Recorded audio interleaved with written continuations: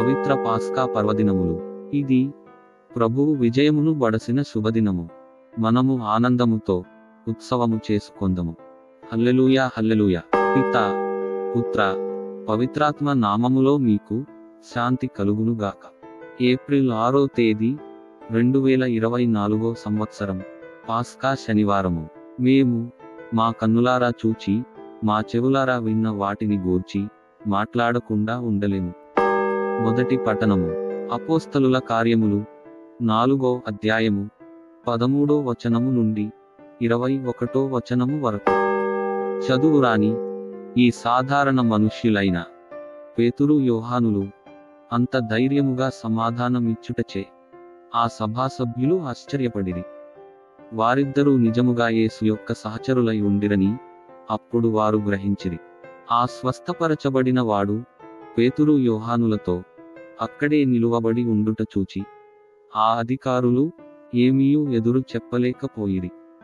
కనుక ఆ అధికారులు వారిని బయటకు పొమ్మని చెప్పి వారిలో వారు చర్చించుకొనసాగిరి. మనము వీరిని ఏమి చేయుదము? వీరు చేసిన ఈ అసాధారణమైన అద్భుతము యెరూషలేములో నివసించు ప్రతివానికి తెలిసిపోయెను. మనము దీనిని కాదనలేము. అయినను ఈ విషయము ఇకపై ప్రజలలోనికి ప్రాకిపోకుండా వారు ఇంకెన్నడును యేసు పేరిట ఎవరితోనూ మాట్లాడరాదని హెచ్చరించుదము అని నిశ్చయించిరి. కనుక వారు వారిని లోనికి పిలిపించి యేసు పేరిట వారు ఎంత మాత్రము మాట్లాడరాదనియు బోధింపరాదనియు ఆజ్ఞాపించిరి. మేము మీ మాటను పాటింపవలయునా లేక దేవుని మాట పాటింపవలయునా? దేవుని దృష్టిలో ఏది సమంజసమో మీరే నిర్ణయించండి.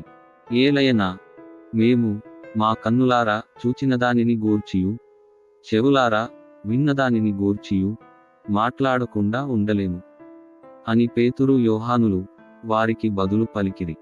ఆ కుంటివానికి జరిగిన అద్భుతమునకై ప్రజలందరూ దేవుని స్తుతించుచుండుటచే సభవారు ప్రజలకు భయపడి వారిని శిక్షించు విధమేమియూ తట్టక వారిని మరింత గట్టిగా బెదిరించి వదిలిపెట్టిరి. ఇది ప్రభువు వాక్కు.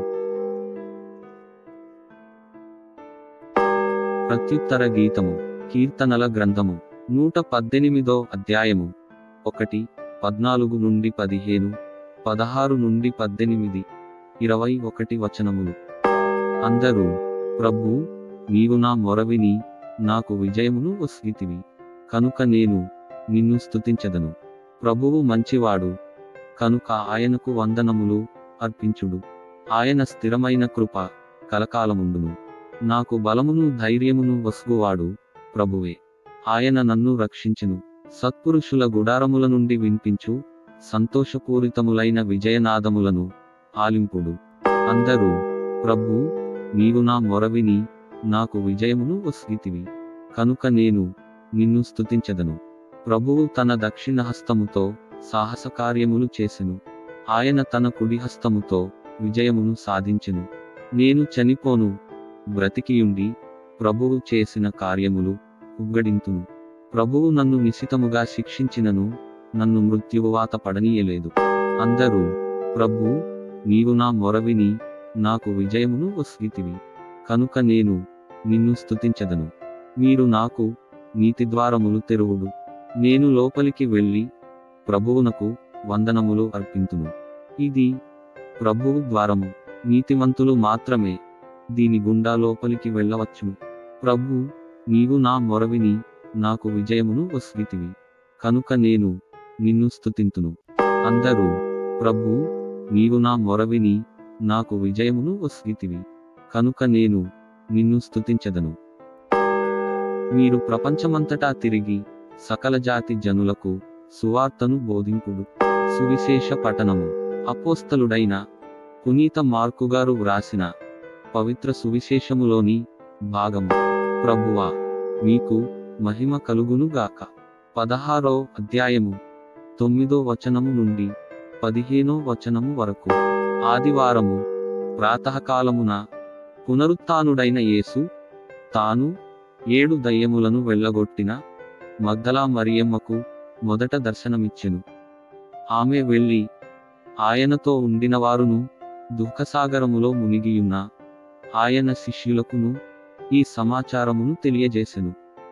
ఆయన జీవించి ఉన్నాడనియు ఆమెకు దర్శనమిచ్చెననియు విని వారు నమ్మరైరి.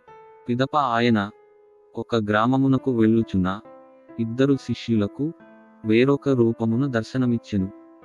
వారిద్దరూ తిరిగి వచ్చి తక్కిన వారికి ఈ విషయమును తెలియపరచిరి. కానీ వారు నమ్మలేదు. తదుపరి 11 మంది శిష్యులు భోజనము చేయుచుండగా యేసు వారికి ప్రత్యక్షమై సజీవుడై లేచివచ్చిన తనను చూచిన వారి మాటలను కూడా నమ్మనందున వారి అవిశ్వాసమునకును హృదయ కాఠిన్యమునకును వారిని గద్దించెను. మరియు ఆయన వారితో, మీరు ప్రపంచమంతటా తిరిగి సకల జాతి జనులకు సువార్తను బోధింపుడు అని చెప్పెను. ఇది క్రీస్తు సువిశేషము. క్రీస్తువా, మీకు స్తుతి కలుగునుగాక. సువిశేష పఠనము ద్వారా మన పాపములు క్షమింపబడునుగాక. ఆమేన్.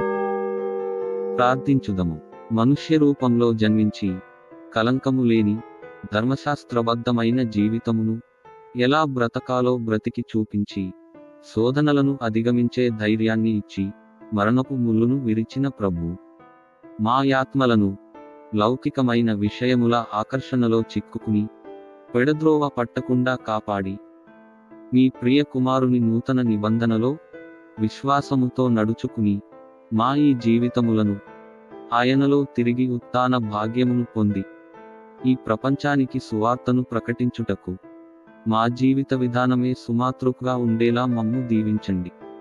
మా ప్రభువును మీ కుమారుడునైన ఉత్థాన క్రీస్తు వారి పరిశుద్ధ నామములో అడిగి వేడుకొనుచున్నాము తండ్రి. ఆమేన్. ప్రియ సహోదరి సహోదరులారా, ఈ అనుదిన దివ్యగ్రంథ పఠనములతో అభిషేకము పొంది మన నాథుడైన క్రీస్తులో జీవించు యోగ్యతను పునరుద్ధరించుకొనండి. వీడియో క్రింద సబ్స్క్రైబ్ బటన్ ఉంటుంది, నొక్కి సబ్స్క్రైబ్ చేయండి. కుదిరితే మీ ప్రియ మిత్రులకు షేర్ చేయండి. లైక్ చేయడం వల్ల ఇంకా ఎంతో మందికి ఈ వాక్యము పంపబడుతుంది.